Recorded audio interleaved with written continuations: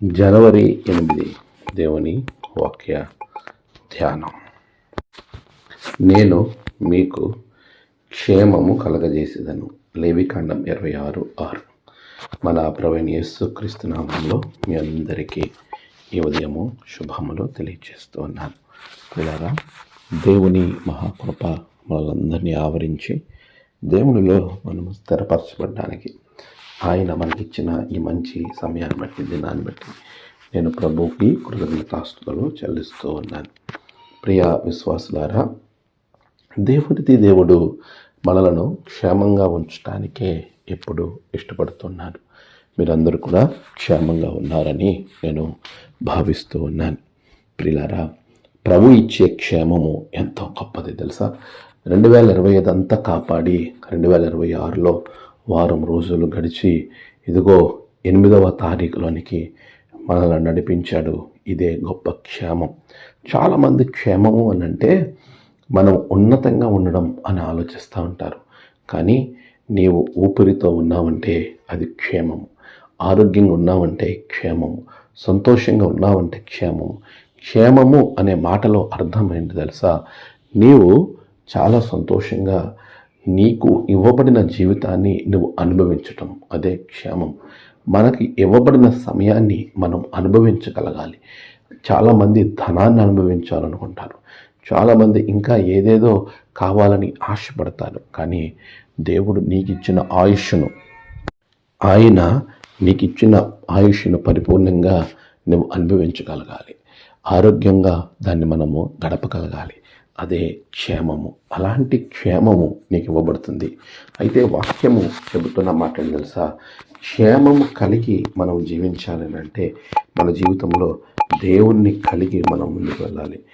ఎప్పుడైతే మనము మన జీవితంలో ప్రభువుని కలిగి ఉంటామో అప్పుడే మనం క్షేమంగా ఉండగలుగుతాం. లేని ఎడల దేవుని యొక్క క్షేమాన్ని మనము పొందుకోలేం. ద్వితీయోపదేశకాండము 5:16 యెహోవా నీకు అనుగ్రహించు దేశంలో నీవు దీర్ఘాయుష్మంతుడవై నీకు క్షేమమగునట్లు నీ దేవుడైన యెహోవా నీకు ఆజ్ఞాపించిన నీ తండ్రిని తల్లిని సన్మానింపము. మన తల్లిదండ్రులను సన్మానించే వారంగా ఉండాలి క్షేమం కొరకు. అంతేకాదు 5:29 అంటున్నాడు, నిత్యమును క్షేమం కలుగునట్లు వారు నా యందు భయభక్తులు కలిగి నా ఆజ్ఞలన్నిటినీ అనుసరించు మనస్సు వారికి ఉండిన మేలు. చూసారా, మన పేరెంట్స్ని మనం గౌరవించే వారంగా ఉండాలి. అంతేకాదు దేవుని ఆజ్ఞలను మనము పాటించే వారంగా ఉండాలి. అప్పుడు మనము క్షేమముగా ఉండగలుగుతాం. అలాంటి క్షేమము మన జీవితంలో కలగాలి అని అంటే దేవుణ్ణి కలిగి మనము ముందుకు వెళ్ళే వారంగా ఉండాలని వాక్యము చాలా స్పష్టంగా మనతో మాట్లాడుతుంది. పిల్లారా, నువ్వు క్షేమము కలిగి నువ్వు ముందుకు కొనసాగాలని ఆశపడినట్లయితే ప్రభువు ఇచ్చేటువంటి ఈ యొక్క ఆజ్ఞలను మనం పాటిస్తూ ముందుకు వెళ్ళే వారంగా ఉండాలి. ప్రియ విశ్వాసి, అదే అంటున్నాడు యోబు 36:11. ఆలకించి ఆయనను సేవించిన ఎడల, అంటే ఆయన మాటను ఆలకించి సేవించిన ఎడల తమ దినములను క్షేమముగాను తమ సంవత్సరములను సుఖముగాను వెళ్ళబుచ్చెదరు. నీవు సుఖముగా క్షేమంగా నీ సంవత్సరములు నీ దినములు వెళ్ళబుచ్చాలంటే ఆయన ఆజ్ఞలను గైకొనే వారికి ఉండాలి. అప్పుడు దేవుడు నీకు క్షేమాన్ని అనుగ్రహిస్తాడు. అట్టి క్షేమం, ఒకవేళ ప్రభువు ఇచ్చేటువంటి సమయానికి నీ జీవితంలో కష్టాలు వచ్చినప్పటికీ ఆ కష్టాలలో కూడా దేవుడు నీకు క్షేమాన్ని అనుగ్రహిస్తాడు. అది ప్రభు యొక్క అద్భుతమైనటువంటి ఆశీర్వాదం. ప్రియులరా, అన్నపానములు లేకపోవడం వలన వచ్చేటువంటి కాదు, కానీ ఆ క్షేమము దేవుని వాక్కు వినబడకపోవడం వలన వచ్చినటువంటి క్షేమమని ఆమోస్ 8:11 చెప్తున్నాడు. క్షేమము లేకుండా, క్షేమం అనేది దేవుని వాక్యము నీ జీవితంలో లేకపోవడం వల్ల వస్తుంది. దేవుడు నిన్ను క్షేమంగా ఉంచాలనుకుంటున్నాడు. అట్టి క్షేమము నీ కుటుంబానికి కలిగి ఈ దినము రాబోయే దినాలలో ప్రభు మిమ్మల్ని ఆశీర్వదించును గాక.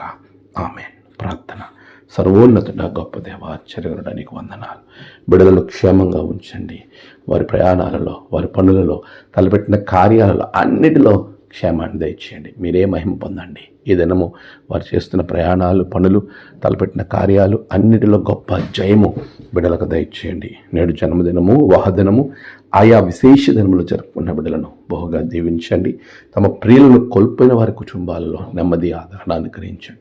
దినదీవులతో నింపి మీరే మహిమ పొందమని యేసు నామమున ప్రార్థించి వేడుకొంచున్నాం తండ్రి. ఆమేన్. తండ్రి, కుమార, పరిశుద్ధాత్మ త్రియేక దేవుని దీవెన, ఆశీర్వాదాలు మీకు కలుగును గాక. ఆమేన్.